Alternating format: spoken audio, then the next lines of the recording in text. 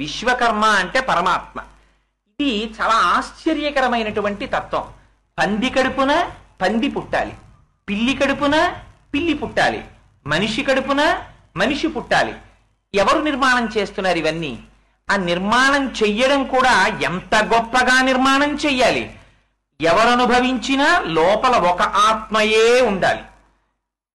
ఏ ప్రాణి రానివ్వండి, రెండే అనుభవించాలి, సుఖము దుఃఖము. ఈ రెండు కన్నా మూడోది ఉండదు అనుభవించడానికి. ఈ సుఖ దుఃఖములను అనుభవించడానికి 3 గుణములతో తిరుగుతుండాలి: సత్వము, రజస్సు, తమస్సు. ఎవరొచ్చినా ధర్మ అర్థ కామ మోక్షములు చతుర్విధ పురుషార్థముల కొరకే.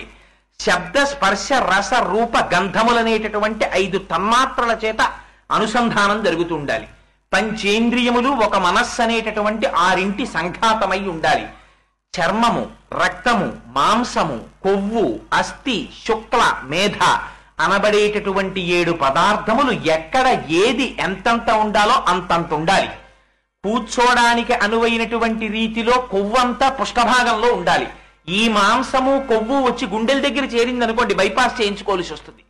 ఎక్కడ ఏది ఉండాలో అంతంత అక్కడక్కడ ఉండాలి. అందుకని ఈ చర్మము కింద మళ్ళీ మాంసము, ఈ మాంసము కింద కొవ్వు, ఈ కొవ్వు లోపల నరములు, అందులో ధమనులు, శిరలు, వీటిలో రక్తం.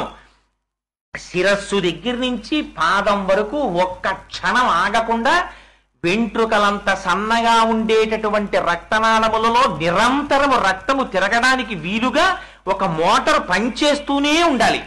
గుండె ఎవరు వేస్తున్నారు? 4 రోజులు ఊరెడితో మోటార్ వేసి స్విచ్ మర్చిపోయి వెళ్ళిపోండి, ఇంటికి వచ్చేటప్పటికి కాలిపోతుంది. ఎన్నాళ్ళ నుంచి పనిచేస్తోంది ఈ మోటారు? అది పనిచేస్తూనే ఉండాలి. ఎవరు నడిపిస్తున్నారు ఇదంతా? ఇలా నడిపిస్తున్నవాడెవరో, దీన్ని ఇంతలా నిర్మిస్తున్నవాడెవరో.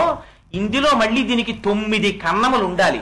2 కళ్ళు, 2 ముక్కులు, 2 చెవులు 6, నోరు 7, మలద్వారం 8, మూత్రద్వారము 9.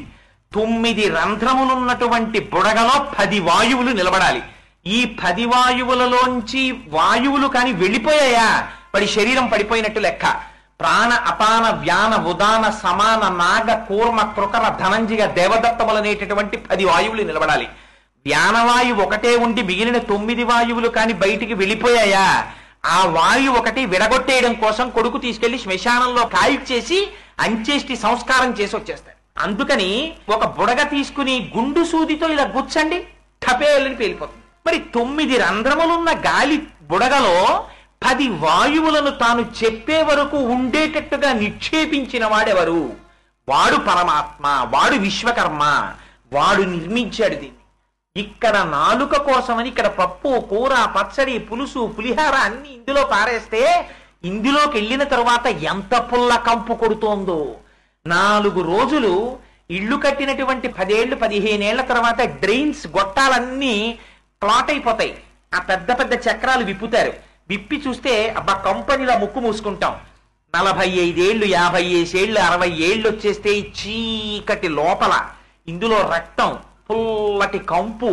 ఎన్ని పారేశామో, ఎన్ని అరిగాయో, ఎన్ని అరగలేదో, అరగనివి బయటికి వెళ్ళాలి, అరిగినవి రక్తం అవ్వాలి. తిరిగి తిరిగి ఎంత పుల్ల కంపు కొడుతోందో. దీనిలో పారేసిన దాన్ని పుల్లకంపు అనకుండా ఇందులో కూర్చుని అగ్నిహోత్రమై పచనం చేసిన వాడెవరు? వాడొక్క రోజు నేను పచనం చెయ్యనంటే మన బ్రతుకేమిటి? అలా కూర్చున్నవాడెవడో వాడు దయాళువు, వాడు పరమేశ్వరుడు, వాడు విశ్వకర్మ, వాడు పరిపాలిస్తున్నాడు దీన్ని. వాడు పరిపాలిస్తుంటే వాణ్ణి మరిచిపెట్టి ఊరి వాళ్ళందరికీ నువ్వు నమస్కారాలు ఎడుతున్నావు. పెట్టి నేనని ఇలా చూపించి మాట్లాడుతున్నావు. పాలితాం రాక్షసేంద్రేణ నిర్మితాం విశ్వకర్మణ. నిర్మించినవాడు పరమాత్మ, నువ్వు పరిపాలిస్తున్నవాడు రాక్షసుడు. ఒక్కనాడు పరమాత్మని గుర్తించలేకపోతున్నాడు. అది రాక్షసతత్వం కాదు. ఎక్కడుంది ఇప్పుడు రాక్షసతత్వం? అక్కడుందా, ఇక్కడుందా? ఎవరు లోపల ఇన్ని చేస్తున్న వాణ్ణి గుర్తుపట్టి వినయంతో నమస్కరించలేకపోతున్నాడో అక్కడక్కడ కృతజ్ఞత లేదు.